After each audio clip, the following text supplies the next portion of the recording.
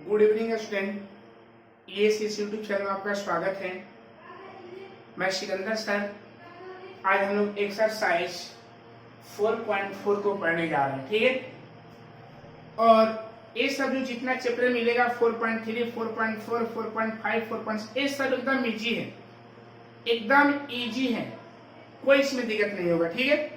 तो एक्सरसाइज 4.4 में हम लोग पढ़ेंगे माइनर, जिसको उपसारणिक बोलते हैं। क्या बोलते हैं? उपसारणिक। और उसके बाद पढ़ेंगे सहखंड, जिसको हम लोग को फैक्टर बोलते हैं, ठीक है। तो क्या बोला गया? उपसारणिक किसे कहते हैं? तो सारणी के अवयव ए आई जे का, सारणी के अवयव ए आई जे का उपसारणिक एक सारणिक है। सारणी के अवयव ए आई जे का उपसारणिक एक सारणिक है, समझिएगा। अब जो हम उपसारणिक निकालेंगे वो भी एक प्रकार का सारणिक ही है, बस अंतर क्या है कि जो इसका आयवी पंक्ति और जेवा स्तंभ जिसमें ए आई जे स्थित है को हटाने से प्राप्त होता है। अब समझिए क्लियर से। अन्य जो उपसारणिक जो होता है एक प्रकार का सारणिक ही है, बस डिफरेंट यही होता है कि जो दिया हुआ हम लोग का पहले से सारणिक दिया रहेगा उसमें ए आई जे को डिलीट कर देना है, हटा देना है, और हटाने से जो हम लोग का सारणिक प्राप्त होता है उसको हम लोग क्या बोलते हैं? उसको हम लोग बोलेंगे उपसारणिक, ठीक है। उपसारणिक बोलते हैं। और अवयव ए आई जे के उपसारणिक को एम आई जे के द्वारा व्यक्त करते हैं, ठीक है। यानी जो हम लोग का उपसारणिक निकलेगा उसको हम लोग एम आई जे के द्वारा व्यक्त करते हैं। मतलब सिंपली में अगर कहा जाए तो जो हम लोग का उपसारणिक होता है एक सारणिक है, बस अंतर यही है कि उसके आई और जे वाले को डिलीट कर देना। आई में का जो एलिमेंट होगा जो जे में आएगा, मतलब जो पंक्ति या जो स्तंभ में आएगा उसको हमको क्या करेंगे? डिलीट करेंगे, हटा देंगे। हटाने से जो प्राप्त होता है उसको हम लोग क्या बोलते हैं? उपसारणिक के नाम से हम लोग क्या करते जानते हैं, ओके। अब हम लोग पढ़ने जा रहे हैं कोफैक्टर, जिसको हम लोग सहखंड के नाम से हम लोग क्या करते हैं जानते हैं। कोफैक्टर जिसको हम लोग क्या बोलते हैं? सहखंड बोलते हैं। तब बोला एक अवयव ए आई जे का सहखंड जिसे बड़ा ए आई जे द्वारा व्यक्त किया जाता है, जहां ए आई जे माइनस इतना द्वारा परिभाषित है, जहां ए आई जे का उपसारणिक एम आई जे है। अन्य समझिएगा, पहले उपसारणिक को एम से निकट करते हैं, सहखंड को ए से निकट करते हैं। ध्यान रखिएगा, कोई पूछेगा तो उपसारणिक को किससे शुद्ध करते हैं? तो बड़ा एम से, और सहखंड को किससे शुद्ध करते हैं? बड़ा ए से। और याद रखिएगा कि इस फार्मूला में दिया गया कि ए आई जे माइनस 1 आई प्लस जे इंटू एम आई जे। यानी कंफर्म जान लीजिएगा कि जब तक से हम लोग का उपसारणिक नहीं मालूम रहेगा तब तक से हम सहखंड नहीं निकाल सकते हैं, ठीक है। तो एक वर्ड में जाना जाए उपसारणिक क्या है तो यही बोलिएगा कि सारणिक, उपसारणिक एक प्रकार का सारणिक ही है, बस अंतर यही होता है कि जो पहले से हम लोग का सारणिक का अवयव ए आई जे दिया हुआ रहेगा उसके आई और जे के अवयव को हटा देना है, डिलीट कर देना है, और जो प्राप्त होगा उसी को हम लोग क्या बोलते हैं? उपसारणिक बोलते हैं। कोई दिक्कत? सहखंड, तो सहखंड को बड़ा ए से, उपसारणिक को बड़ा एम से निकल करते हैं, ठीक है। जब तक से हम लोग का उपसारणिक नहीं मालूम रहेगा तब तक से हम लोग सहखंड नहीं ज्ञात कर सकते हैं। और इंग्लिश में लिख दिया definition, minor of an element Aij of a determinant is the determinant obtained by deleting its the row and jth column in which element Aij lies on minor of an element। देखिए वही बात बोला गया है कि minor of an element, minor जो होता है ऑफ एन एलिमेंट Aij का, ऑफ ए डिटरमिनेंट, वही बात बोला गया। हिंदी का इंग्लिश है कि minor of an element Aij of A determinant is the determinant obtained by deleting in I row and j column। और इसमें बोला गया है कि जो डिटरमिनेंट, जो हम लोग का माइनस जो होता है एक प्रकार का हम लोग का डिटरमिनेंट होता है, बस डिफरेंस सेम होता है कि इसमें का ith और jth रो होता है उसके डिलीट कर, ith रो और jth कॉलम होता है उसको हम डिलीट कर देते हैं, और डिलीट करने पर जो हम लोग का प्राप्त होता है, जो ऑब्टेन होता है, उसी को हम लोग क्या बोलते हैं? माइनस के नाम से हम क्या करते जानते हैं, और इसको बड़ा एम से इंडिकेट करते हैं, ओके। और cofactor same to same, cofactor of an element Aij denoted by capital Aij is defined by इतना फार्मूला है Aij equal -1 I plus j Mij, where Mij is the minor of Aij, है ना। तो याद रखिएगा कि इसमें कोई थ्योरी ज्यादा नहीं है, बस आपको ध्यान देना है कि जब भी हम लोग क्या करेंगे, हम लोग उपसारिक निकालेंगे, माइनर निकालेंगे, तो उसके जो I मतलब ith, j मतलब जेथ, रो मतलब पंक्ति, कॉलम को हम लोग आकर डिलीट कर देंगे और डिलीट करने से जो प्राप्त होगा उसी को हम लोग क्या बोलते हैं, माइनस बोलते हैं। ओके, चलिए अब इसका थ्योरी समाप्त हुआ। इसमें ज्यादा कोई थ्योरी नहीं था और इसके क्वेश्चन के माध्यम से हम लोग क्या करेंगे, समझ लेंगे। बता रहे हमेशा कि इधर जितना भी हम लोग का क्वेश्चन बताएंगे, चैप्टर पढ़ेंगे, हम लोग एक्सरसाइज पढ़ेंगे, उसमें कोई प्रॉब्लम नहीं होगा, ठीक है। जो मेन हम लोग का प्रॉब्लम है वो क्या है, एक्सरसाइज 4.2, और उसको भी हम नोट में लिखवाए हैं। जो लोग नोट को याद रखते हैं, हम गारंटी दे रहे हैं कि नोट वाले से आपका कोई भी सारणी बाहर नहीं जाएगा। 4.2 का हम बात करें, ठीक है। अब हम पढ़ेंगे एक्सरसाइज 4.4। हम लोग पढ़ने जा रहे हैं एक्सरसाइज 4.4 का क्वेश्चन पहला स्टार्ट कर रहे हैं। देखिए इसमें बोला है निम्नलिखित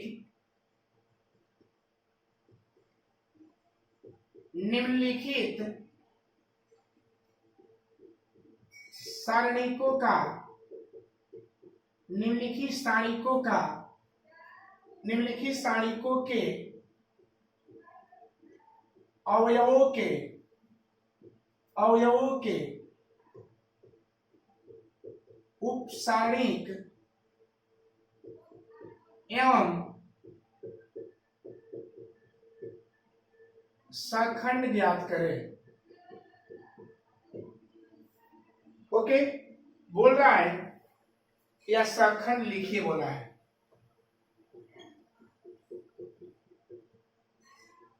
लिखिए बोले writing the minor and cofactor in which the following element of a determinant, and जो हम लोग का जो डिटर्मिनेंट दिया है उसके एलिमेंट मतलब अवयवों के माइनर और कोफैक्टर को हम लोग का करना फाइंड करना है। चलिए अब हम लोग क्वेश्चन को बनाने जा रहे हैं। जिस देखिएगा क्वेश्चन नंबर हम फर्स्ट,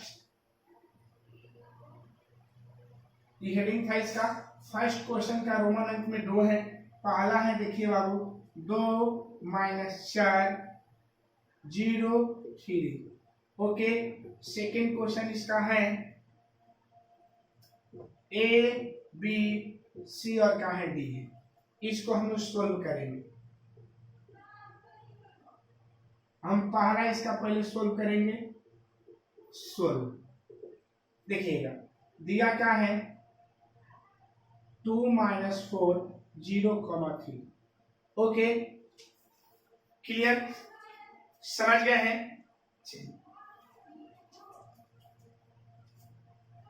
ठीक है, तो देखिएगा तब पहले हम लोग क्या निकालेंगे, इसके हर एक एलिमेंट को निकालेंगे। ठीक है, तो लिखेंगे A11 का उपसारणिक इक्वल M11।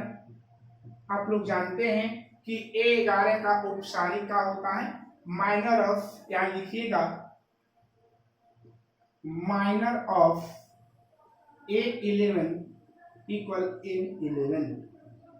ओके, ऐसे इंग्लिश सबका लिखते चलिएगा, है ना। इंग्लिश में कोई चेंज नहीं रहेगा, सबको ऐसे ही हल करना है। माइनर ऑफ A11 इक्वल, देखिए पहले देखिएगा ये जो हम लोग का डिटर्मिनेंट दिया गया है बाबू, एक डिटर्मिनेंट में हम लोग का 1 2 3 4 एलिमेंट है। आपको बताया गया होगा कि इस A11 के स्थान पर है, A12 के स्थान पर है, A13 के स्थान पर है और A12 21 22 का स्थान है। 11 12 21 22 है। ठीक है, तो A11 का उपसारणिक इक्वल M11, A12 का उपसारणिक M12। मान जिसका एलिमेंट जितना का एलिमेंट होगा उतना ही का हम लोग का माइनर निकले, मतलब उपसारणिक निकलेगा। ठीक है, तो देखिएगा A11 का उपसारणिक मतलब A11 का उपस्थानिक equal M11 minor of A11 equal M11। तो देखिए क्या करेंगे, तो 11 वाला ना, तो 11 ए ना है बाबू, 11 का पंक्ति मतलब रो, 11 का स्तंभ कॉलम डिलीट कर देंगे। डिलीट का मतलब हटा देंगे। तो जब इसको हम बंद करेंगे और इसको भी बंद कर देंगे तो हमारे पास क्या बचेगा बाबू, 3 बचेगा ना। ये हो जाएगा हम लोग का 3। क्या हो जाएगा बाबू, 3 हो जाएगा, ये भी 3 हो जाएगा। देखिए अब हमको एक ही लैंग्वेज लिख रहे हैं, या तो हिंदी लिखे नहीं तो इंग्लिश लिखे। तब देखिएगा अब ले रहे हैं A12 का उपसारिणी, A12 का उपसारिणी। एक बार फिर ध्यान देना है, A12 का उपसारिणी M12 हो जाएगा। और ध्यान देना है 12, तो देखिए 12 ए ना है, तो 12 का पंक्ति ऐसे होगा, 12 का स्तंभ ऐसे होगा, जो बचेगा वही हो जाएगा। ओके चलिए 11 12, अब 13 तो नहीं है बाबू, अब नीचे आएंगे तो नीचे 21 हो जाता है। तो A21 का उपसारिणी, A21 का उपसारिणी, तो A21 का उपसारिणी M21 हो जाएगा। M21 होगा ना बाबू, और M21 होगा तो 21 का पंक्ति और स्तंभ पे क्या बन जाएगा, -4 हो जाएगा। और A22 का उपसारिणी, A22 का उपसारिणी इक्वल M22 हो जाएगा। और ये कितना हो जाएगा, 22 का पंक्ति और 22 का पंक्ति और स्तंभ पे क्या हो जाएगा, 2 हो जाएगा।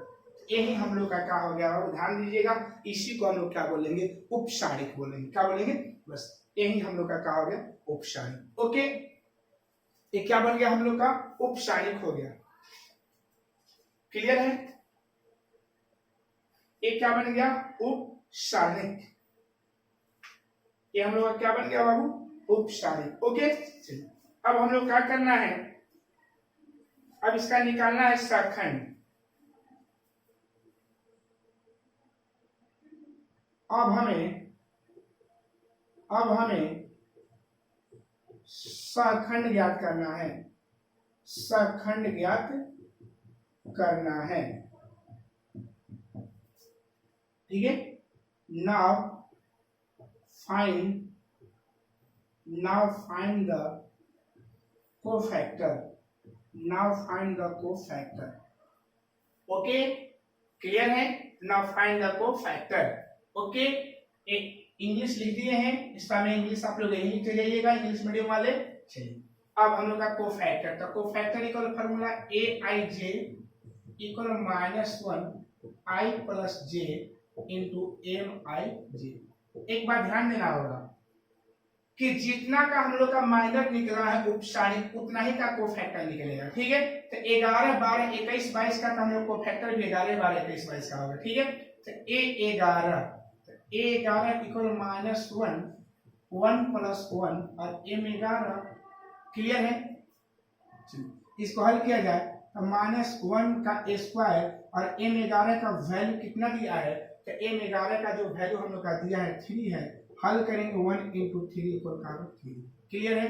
अब लेंगे A12, A12 का -1 1 + 2 और M12 हो जाएगा यहाँ पर ना, तो क्या हो जाएगा -1³ इंटू 12 कितना दिया है, तो 12 का वैल्यू 0 है, हल करेंगे 0 हो जाएगा। उसके बाद क्या है, A21 है, तो -1 प्लस का बन जाएगा -2 + 1 और M क्या हो जाएगा 21 ना बाबू, तो क्या हो जाएगा -1³ इंटू 21 का वैल्यू कितना है बाबू, तो 21 का वैल्यू -4 है। ध्यान देने वाला है बात है कि अगर कोई अंक माइनस में हो, उसका घात 20 का मुंह मतलब ऑड नंबर हो, तो माइनस से हो जाता है। तो -1 × -4 इक्वल क्या बन जाएगा 4, और क्या हो जाएगा A22 हो जाएगा। तो A22 इक्वल क्या हो जाएगा, A22 का वैल्यू -1 2 + 2 हो जाएगा ना, और M22 कितना हो जाएगा -1⁴ इंटू 22 का वैल्यू 2 है, हल करेंगे 1 × 2 = 2। यही हम लोग का क्या बन गया, कोफैक्टर। ओके क्लियर है। अब देखिएगा परिभाषा समझ लीजिए, थोड़ा सा बोला गया है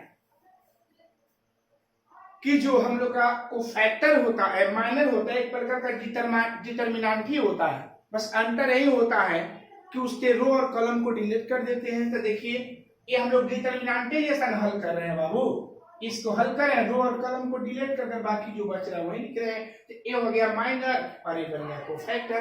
हर एक क्वेश्चन को ऐसे ही हल करना है, ठीक है बाबू, ध्यान दीजिएगा, ठीक है। चलिए क्वेश्चन नंबर सेकंड क्लियर से समझ लीजिएगा। ये फर्स्ट था, कोई दिक्कत नहीं है, लेकिन सेकंड को आप लोग अच्छा से ध्यान दीजिएगा, ओके। क्वेश्चन नंबर हम लोग सेकंड का बात करने जा रहे हैं, ध्यान दीजिएगा। Solve second question, A B C D. अब इसको इंग्लिश मीडियम से हल कर दे रहे हैं, है ना, दोनों लोग समझ जाएंगे। तो यहां लिखेंगे minor of A11 equal M11। 11 ऐसे 11 का पंक्ति ऐसे स्तंभ ऐसे पे क्या होगा D. Minor of A12 equal M12 हो जाएगा। तब ऐसे ऐसे बंद करेंगे तो बी हो जाएगा, ओके। माइनर ऑफ A21 तो M21 हो जाएगा। M21 तो M21 कितना हो जाएगा 21 सी। और एक और माइनर ऑफ A22 इक्वल क्या हो जाएगा 22। तो यहाँ क्या बन जाएगा बी। यहाँ क्या बनेगा ए। एक थोड़ा सा ट्रिक देख लीजिए, 2 वाले का सिर्फ काम करेगा, 3 वाले में नहीं। जिसका ले रहे हैं ना, अगर ए का माइनर निकालेंगे तो उसका डायगोनल वाले रहे हैं। तो ए का माइनर डी हो रहा है, डी का माइनर ए हो रहा है, उल्टा हो रहा है, दोनों का डायगोनल अपोजिट कर देना है। अगर कोई पूछेगा कि 11 वाले का क्या लेना है 22 लेना है, 11 वाले का 22, 21 वाले का क्या लेना, 21 का 12, 11 का 22 और 21 का 12 लेना है, ठीक है। यानी उल्टा कर देना है, यानी ए को लेंगे तो डी लेंगे, और डी को लेंगे तो ए लेंगे, सी को लेंगे तो बी लेंगे, बी को लेंगे तो सी लेंगे। ऐसे देख लीजिए, उल्टा अपोजिट है, ठीक है। नाउ फाइंड द कोफैक्टर निकालना है। क्या निकाल दे रहे हैं, ए आई जे इक्वल कितना होता है -1 I plus J equal MI J। Clear है, चलिए क्या लिख रहे हैं, तो A11 तो -1 प्लस 1 और M11, ओके। तो -1 का स्क्वायर इंटू 12, तो 11 का वैल्यू कितना है डी है, हल करेंगे 1 इंटू डी इक्वल का बनेगा, ओके। चलिए A12 लेना है तो -1 प्लस 2 इंटू M12, तब -1 के पावर क्यूब इंटू, ध्यान देना है डी का 12 वाला वैल्यू कितना बी है, हल करेंगे तब -1 इंटू बी इक्वल -b। उसके बाद m क्या लेना है 21 लेना है, तो -1 -2 प्लस 1 इंटू m 21 हो जाएगा। क्लियर है, -1 के पावर क्यूब, 21 का वैल्यू कितना है c है, तो -1 इंटू सी इक्वल -c। क्लियर है। अब किसका निकाल लेना है A22 तो -1 2 प्लस 2 इंटू M22 तो कितना होगा -1 के पावर 4 इंटू M22 का वैल्यू कितना है a है, हल करेंगे 1 इंटू ए इक्वल का हो जाएगा। यही हम लोग का कोफैक्टर है। तब पे समझ गए होंगे बाबू कि कैसे हम लोग को निकालना है। अन्य हर एक एलिमेंट का कोफैक्टर माइनर होता है, ओके, ठीक है, क्लियर है। अब ध्यान दीजिएगा, अब हम लोग पढ़ेंगे क्वेश्चन नंबर हम लोग पढ़ेंगे सेकंड। इसका सेकंड का फर्स्ट, सेकंड का क्या निकालना है बाबू, फर्स्ट निकालना है। सेकंड का क्या निकालना है, फर्स्ट। यहां दिया हुआ है 1 0 0 0 1 0 0 0 1। सेकंड क्वेश्चन क्या दिया हुआ है 130,051 और 4 माइनस 1 पर क्या होगा। क्लियर है। इसको हम सोल्व करने जा रहे हैं इसमें भी। चलिए आप लोग को इसमें का कोई एक क्वेश्चन हल करना है, एक क्वेश्चन हम आप लोग को बता दे। अंतर है 3 वाला है तो उसे नहीं घबराना है, हम दूसरा को ही बता दे रहे हैं। ओके, आप लोग पहला हल कर लीजिए। तो क्या है दूसरा बाबू, 130,051 और 4 माइनस 1 का बन जाएगा 2। ओके, चलिए उसी जैसा जैसा आप लोग हल किए लिखेंगे। यहाँ पर ध्यान रखिएगा, यहाँ लिखा जाए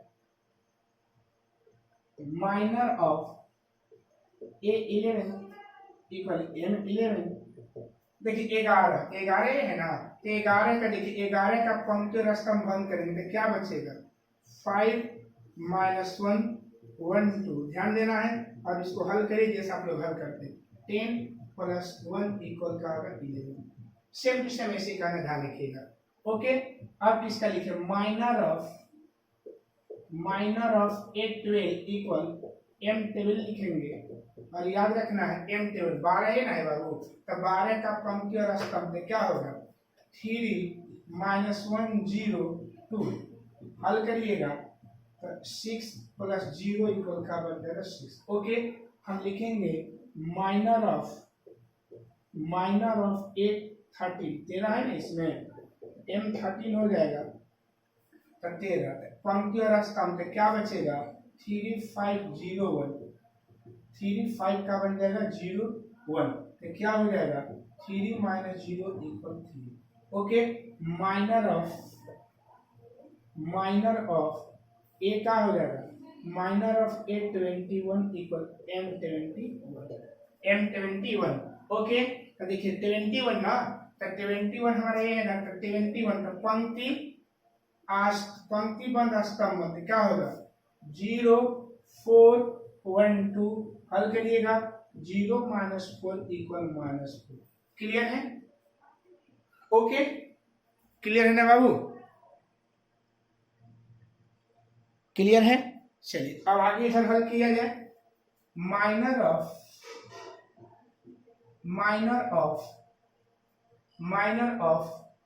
क्या हो जाएगा बाबू, minor of A22 equal M22। तो बोलिएगा 22 का पंक्ति स्तंभ 22 का पंक्ति स्तंभ 1402। हल करेंगे तो 2 माइनस 0 इक्वल का बन जाएगा 2। अब हल करेंगे minor of A31 equal M30 एक नहीं गलत हो गया, minor of A23 equal M23। Okay, तो M23 तो 23 के इसका रो और कॉलम मतलब पंक्ति और स्तंभ बंद करेंगे तो क्या होगा 1 0 1 0 और 0 1। हल किया जाएगा 1 minus 0 equal 1। Okay, minor of A31 equal M31। तो क्या हो जाएगा, इसका पंक्ति और स्तंभ हल करेंगे तो क्या 0 0 5 4 माइनस 1। ओके, हल किया जाएगा तो कितना हो जाएगा 0 माइनस 20 इक्वल माइनस 20। क्लियर है। Minor of A32 equal M32। तो देखिएगा M32 तक 3 1 4 माइनस 1। हल करेंगे तो -3 माइनस 4 इक्वल -7। और लिखेंगे minor of M33 equal A33 equal M33। हल किया जाएगा तो 1 3 0 क्या बन जाएगा 5। तो कितना हो जाएगा यहाँ हल किया जाए तो 5 माइनस 0 इक्वल क्या बन जाएगा 5। तो ये हम लोग का क्या निकला, माइनर निकला। समझ गए कैसे माइनर को निकालना है। ठीक है, माइनर अब निकालेंगे कोफैक्टर ना। कोफैक्टर क्या निकालेंगे, कोफैक्टर निकालेंगे, ठीक है। देखिए now find the cofactor. Hindi medium वाले के हिंदी बना चुके हैं, पहले वाले क्वेश्चन को सेम टू सेम वैसे सबका हिंदी लिखना है, ठीक है। तो देखिएगा, तो ए आई जे इक्वल -1 आई प्लस जे इंटू एम आई जे, ओके। ए 12 इक्वल ए 11 पहले, ए 11 इक्वल -1 प्लस 1 इक्वल एम 11, तो -1 का स्क्वायर इंटू एम 11 का वैल्यू कितना है, तो एम 11 का वैल्यू 11 ही आया है, 1 इंटू 11 इक्वल 11, ओके। आगे देखिएगा, एम 12 -1 प्लस 2 इक्वल एम 12, तो क्या होगा -1 इंटू 3 हो जाएगा ना, -1 इंटू 3, और एम 12 का वैल्यू कितना है, एम 12 का वैल्यू 6 है, मतलब -1 इंटू 6 इक्वल -6। उसके बाद ए क्या है, ए 13 है, ए 13 -1 प्लस 3 और एम 13, तो -1 प्लस 4, 13 का वैल्यू कितना है, तो 13 का वैल्यू 3 है, हल करेंगे 1 इंटू 3 इक्वल 3, ओके। इसको मिटा रहे हैं बाबू,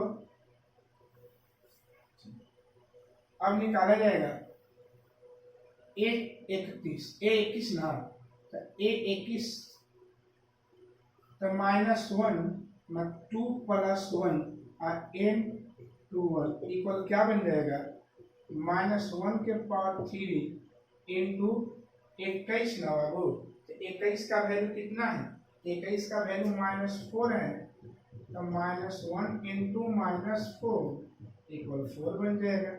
क्लियर है, इधर सब क्लियर है। आगे बात किया जाएगा, ए 22 का -1 2 प्लस 2 इक्वल एम 22, तो क्या हो जाएगा, -1 के पावर 4 इंटू एम 22 का वैल्यू कितना है, एम 22 का वैल्यू कितना है 2, हल करेंगे 2, देख लीजिएगा। अब हम करेंगे एम 23 का, ए 23 का -1 2 प्लस 3 इंटू एम 23, तो -1 5 हो जाएगा, और 23 का वैल्यू कितना है, हम लोग का 23 का मान कितना दिया है बाबू, 23 का वैल्यू कितना है, 1 है ना, 1, हल करिएगा तो कितना होगा, -1 इंटू 1 इक्वल -1। अब क्या लिखेंगे, ए 31 इक्वल -1 प्लस 3 एम 31, क्लियर है। तो -1 के पावर 4 इंटू इसका वैल्यू कितना है, 31 का वैल्यू कितना है, 31 का वैल्यू -20 है, हल करिए, -20 है, हल करिएगा तो 1 इंटू -20 इक्वल -20, क्लियर है, यहां तक हो गया। अब क्या करेंगे, ए 32 का निकालेंगे, ए 32 का निकाल तो -1 3 प्लस 2 इंटू एम 32 है ना बाबू, एम 32 का -1 इंटू 5, 32 का वैल्यू कितना है, तो 32 का वैल्यू -7 है, हल करिएगा माइनस प्लस बन जाएगा।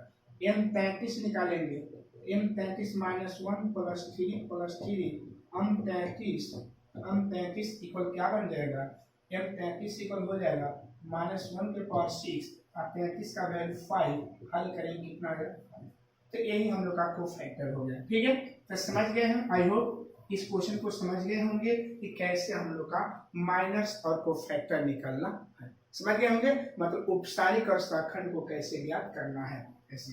तो जो क्वेश्चन नंबर 2 था उसका 2nd क्वेश्चन बना है, फर्स्ट क्वेश्चन आप लोग को होमवर्क दे दे रहे हैं। ओके, अब हम बात करेंगे क्वेश्चन नंबर 3 का, किसका हल करने जा रहे हैं बाबू, क्वेश्चन नंबर 3 हम लोग हल करेंगे किसका, क्वेश्चन नंबर 3 का। क्वेश्चन नंबर 3 बोला है, दूसरी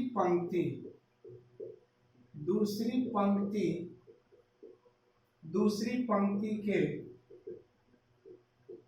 अवयवों का अवयवों के सखंडों का प्रयोग करके सखंडों का प्रयोग करके डेल्टा 521302813 का मान ज्ञात कीजिए।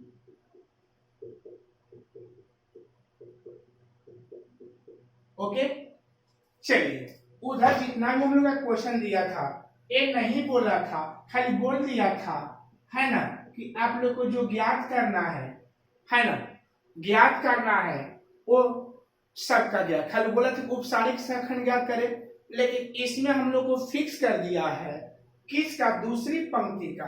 तो देखिए बाबू, जब हम यहाँ क्वेश्चन उतारेंगे ध्यान दीजिएगा, तो 5213002 और 813 इसमें फिक्स किया है किसका, दूसरी पंक्ति का। तो दूसरी पंक्ति हमारा यही ना कहा जाएगा बाबू, सिर्फ इसी का सखंड निकालना है, इसी का क्या निकालना है, हम लोग को सखंड निकालना है। आप तो जानते हैं कि सखंड निकालने से पहले हमको क्या निकालना होगा, उपसारिक निकालना होगा, ठीक है। इसमें फिक्स किया है सिर्फ किसका, दूसरी पंक्ति का। तो हम यहाँ यही बात करेंगे, ठीक है। तो लिखेंगे ए दूसरी पंक्ति में 21 होता है, अब हिंदी में लिख रहे A21 का सखंड, A21 का उपसारिक, पहले A21 का उपसारिक, A21 का जब उपसारिक लिखेंगे तो M21 हो जाएगा ना बाबू, M21 होगा कि नहीं होगा ना। कहा है 21 से स्टार्ट किए, उधर 11 से सब, क्योंकि उसमें कोई फिक्स नहीं किया था, इसीलिए हम टोटल निकाले थे, और यहाँ पर फिक्स कर दिया है किसका, 21 का फिक्स किया है, किसका बाबू, 21 का फिक्स किया है, इसीलिए हम यहाँ पर ऐसा कर रहे हैं, ठीक है। तो M21, 21 में ध्यान दीजिएगा, ऐसे पंक्ति और स्तंभ, 3 8 2 और 3 हो जाएगा, हल किया जाएगा, 3 के 9 माइनस 8 दूनी 16 इक्वल -7, क्लियर है। अब लिखेंगे A22 का उपसारिक, A22 का उपसारिक M22 इक्वल 22 का, ऐसे ध्यान दीजिएगा, ऐसे पंक्ति और स्तंभ, पंक्ति और क्या स्तंभ, तो क्या हो जाएगा 5 8 1 3, हल करेंगे 15 माइनस 8 इक्वल 7। ए लेंगे 23 का उपसारिक, 23 का उपसारिक जब करेंगे M23 बन जाएगा, और M23 में ध्यान दीजिएगा पंक्ति और स्तंभ, तो 5 3 1 2 है, तो 10 माइनस 3 इक्वल का बन जाएगा 7। अब लिखेंगे, अब हमें सखंड ज्ञात करना है, तो क्या होगा, Aij बराबर क्या हो जाएगा, -1 I plus j into Mij होता है ना। Aij equal -1 plus 1 into M21, 21 से स्टार्ट होगा, 1 मिनट, क्योंकि 21 है ना, तो A21 क्या होगा 2 प्लस 1 ना, तो क्या होगा 21 माइनस 1 इंटू -7 इक्वल का बनेगा 7। ओके, अब क्या लेंगे A22 -1 2 plus 2 into M22 equal -1 के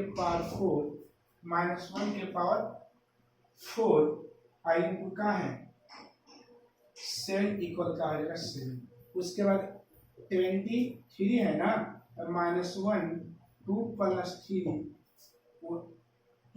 3 इक्वल M23, -1 के पावर 5 इंटू 7 माइनस का बनेगा 7। ओके, लेकिन यहाँ एक बात बोला है कि इसके पंक्ति, दूसरी पंक्ति, तो लिखिएगा दूसरी पंक्ति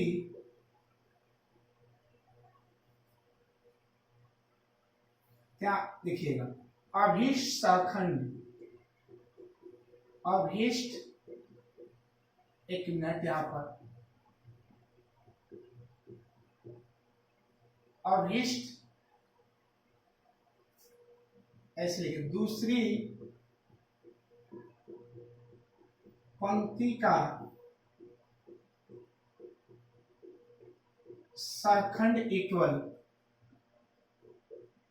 दूसरी पंक्ति का विस्तार, या इंग्लिश में लिखिएगा कोफैक्टर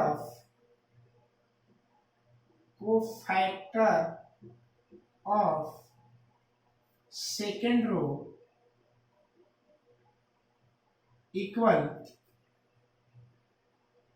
एक्सपेंडिंग ऑफ सेकेंड रो।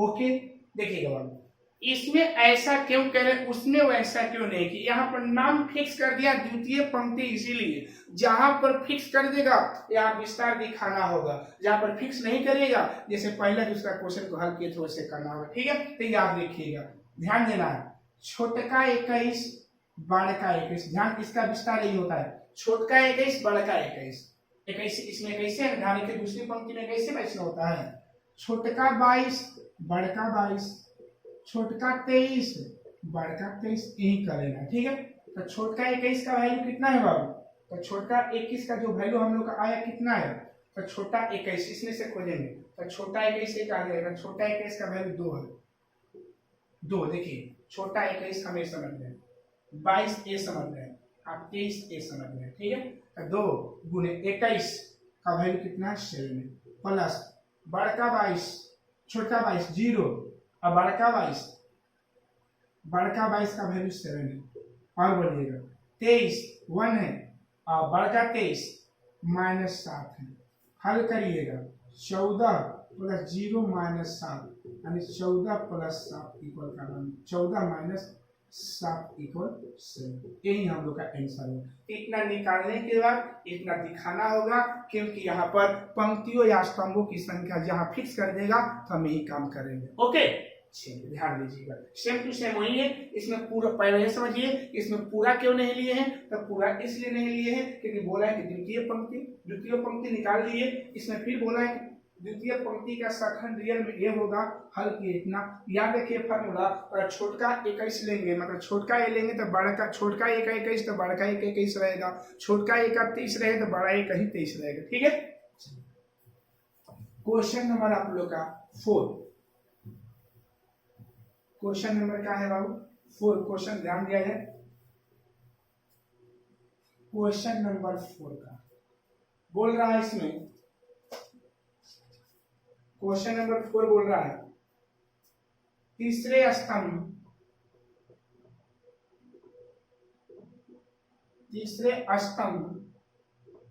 के अवयवों का, तीसरे स्तंभ के अवयवों के सखंडों सब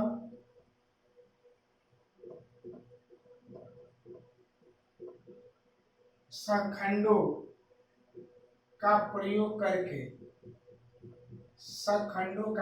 करके delta equal 1 1 1 x y z, और यहाँ वाई जेड, उसके बाद क्या है जेड एक्स, उसके बाद क्या है एक्स और क्या है वाई। ओके, इसमें फिक्स किया है कौन स्तंभ, इसमें बोल दिया है किसका, तीसरा स्तंभ, कौन स्तंभ बोला है बाबू, तीसरा स्तंभ।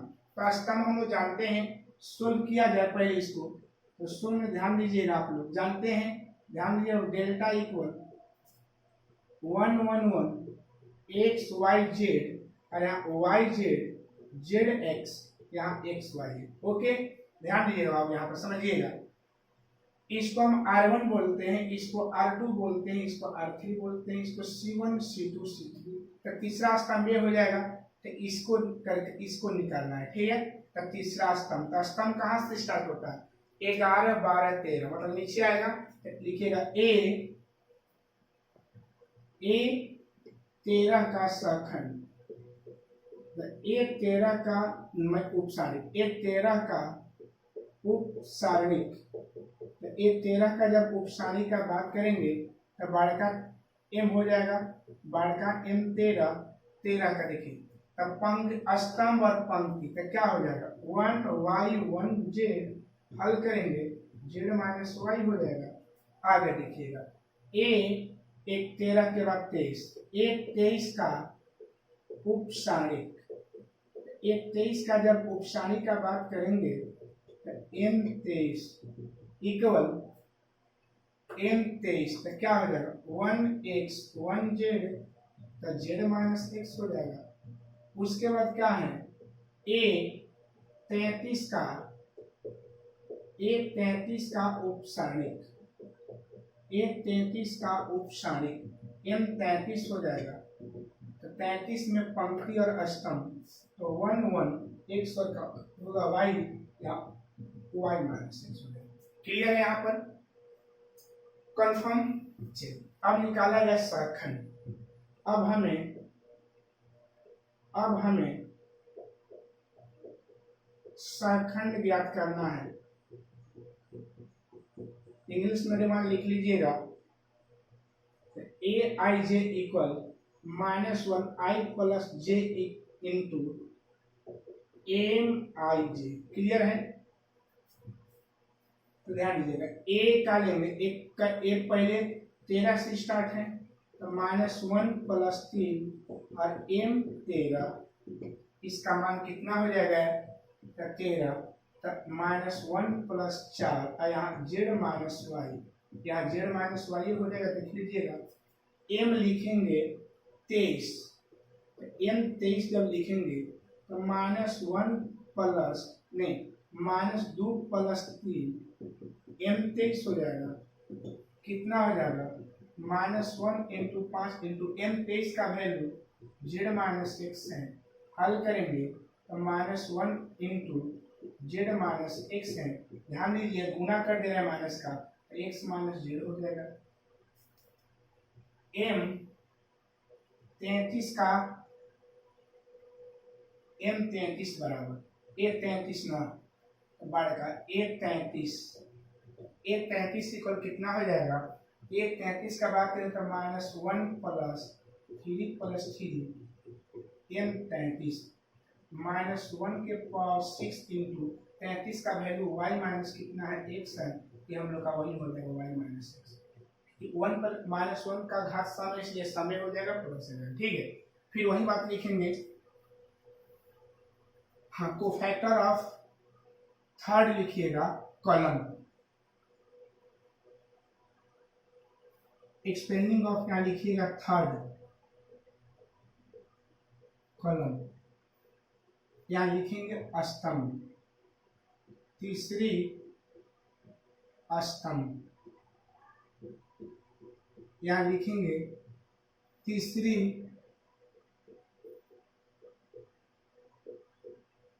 स्तंभ।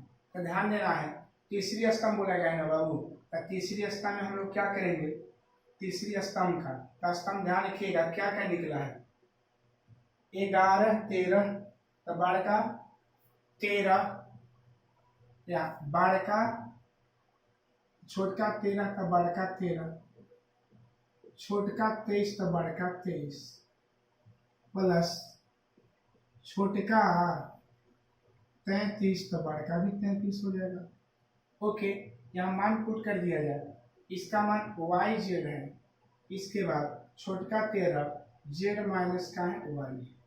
क्लियर है, प्लस यहाँ क्या है बाबू, यहाँ जो हम लोग का है 123, तो 123 का वैल्यू कितना है, 123 छोटका में 123 में जेड एक्स है, और यहाँ क्या है एक्स माइनस जेड है। यहाँ बोलिए बाबू बाढ़ का 33 में क्या है एक्स वाई है, और यहाँ छोटका 33 में एक्स वाई है, बाढ़ का 33 में वाई माइनस का है एक्स है। ओके, अब इसको हमको क्या कर देना, हल कर देना। ओके चलिए इसको हल करिए, इसको हल करेंगे y माइनस जेड, यहाँ जेड माइनस वाई रख दे रहे हैं, यहाँ गुना कर रहे हैं तो गुना करेंगे तो होगा Z X A square minus Z square X, अब प्लस यहाँ जब करेंगे तो X Y A square minus X A square Y. Okay, इसको हम ऐसे वाई जेड इसको हम ऐसे ही कह रहे हैं y z z minus y plus y z z minus y. अब यहाँ हम क्या कर रहे हैं, ध्यान दीजिएगा बाबू, यहाँ पर हम क्या करने जा रहे हैं कि इसको और इसको एक ही कर दे रहे हैं, एक मिनट, इसको एक ही कर दे रहे हैं, तब minus z a square x plus x y square को हम एक ही कर दिए, इकट्ठा कर दिए ना। अच्छा, इसमें अब क्या कर रहे हैं, ध्यान दीजिएगा बाबू, इसमें हम क्या कर रहे हैं, अब इसमें क्या करें कि जेड एक्स ए स्क्वायर और minus X A square Y एक ही कर दिए। क्लियर है? चलिए अब ध्यान दीजिएगा, वाई यहाँ जेड माइनस वाई हो जाएगा और यहाँ माइनस क्या कर रहे हैं, माइनस हम यहाँ कॉमन ले रहे हैं, किसका, माइनस एक्स का जब कॉमन ले लेंगे तो z a square minus y square हो जाएगा। ओके बाबू, और यहाँ भी जब कॉमन ले लेंगे एक्स स्क्वायर का तो जेड माइनस का बन जाएगा वाई। क्लियर है?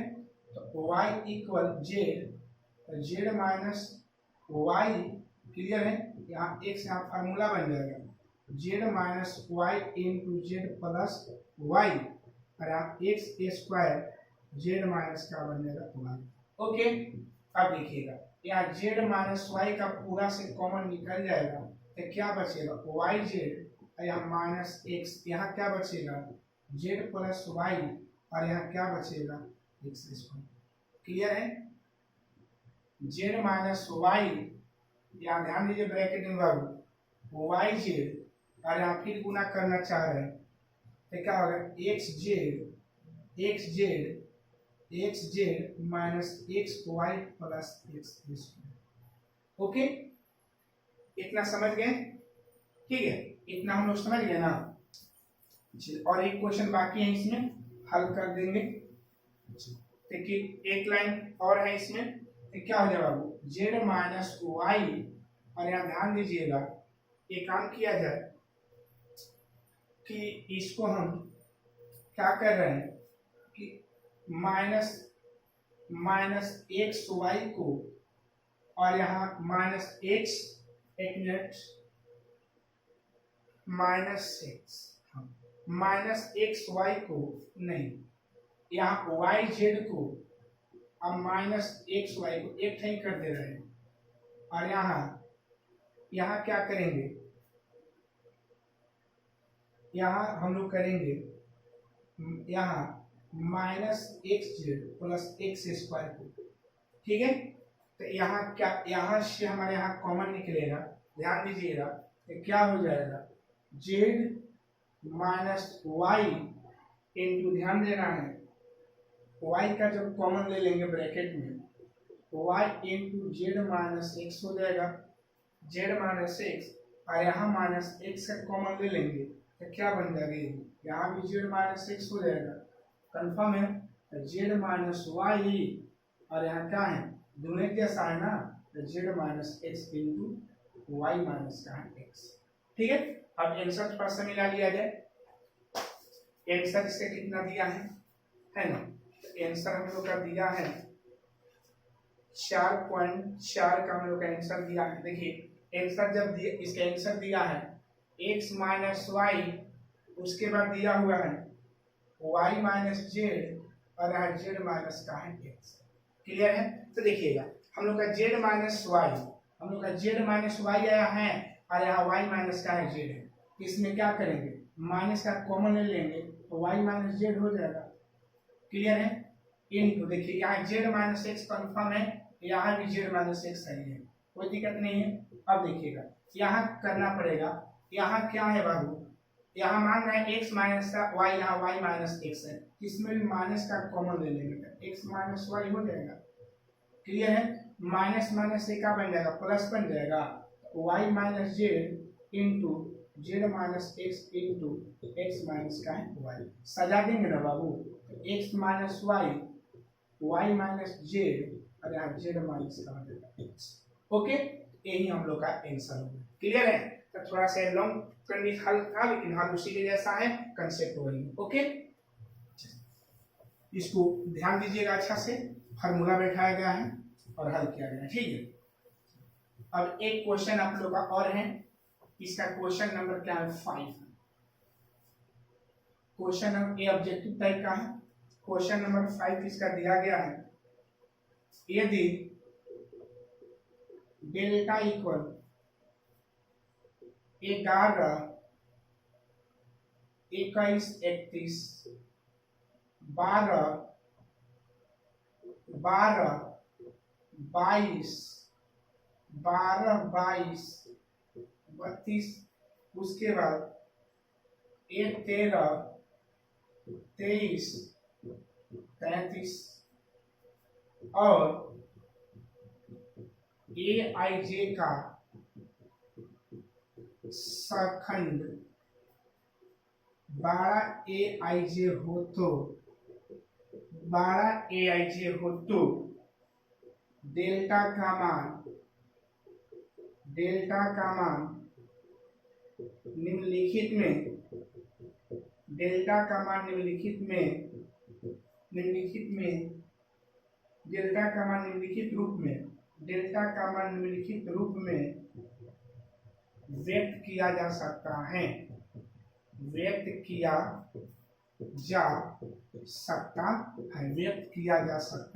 ओके। तो देखिए ऑप्शन इसका दिया हुआ है, छोटका 11, बड़का 31 प्लस छोटका 12, बड़का 32 प्लस छोटका 13, बड़का 13, 33 दे दिया, क्या दिया 33। बी में दिया हुआ है छोटका 11 तो बड़का 11 प्लस छोटका 12 तो बड़का 21 दिया हुआ है प्लस छोटका 13 तो बड़का 31 दिया हुआ है, ओके। आगे देखिए ऑप्शन सी, छोटका 21 तो बड़का 11 प्लस छोटका 22 तो बड़का 12 प्लस छोटका 23 तो बड़का 13।